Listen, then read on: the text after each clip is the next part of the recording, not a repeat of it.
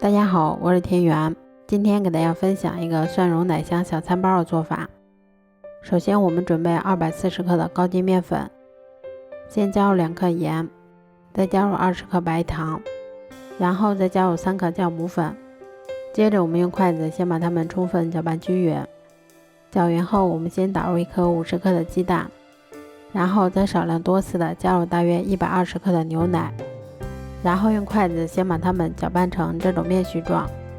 然后再下手把它们揉成像这种偏软一些的光滑面团。接着我们先加入15克室温软化的黄油，然后再把它移到面板上，像搓衣服一样继续给它揉搓10分钟左右，一直揉成像这种细腻光滑的面团就可以啦。揉好后再给它盖上保鲜膜，让它常温醒发至2倍大。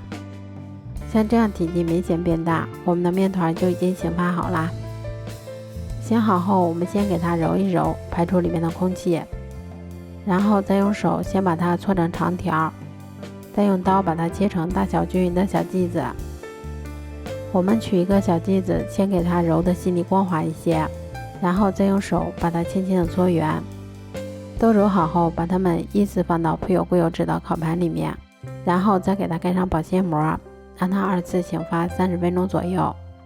接着我们先准备20克室温软化的黄油，然后再加入葱花和蒜末。接着我们先加入2克盐，再加入3克糖，然后用筷子把它们充分搅拌均匀就可以啦。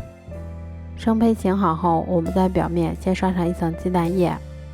然后我们在表面再给它轻轻的划上一道，最后我们在刀口上面再挤入一些蒜蓉酱，然后再把它放到烤箱里面，烤箱中层上下火180度，烤18分钟左右就可以啦。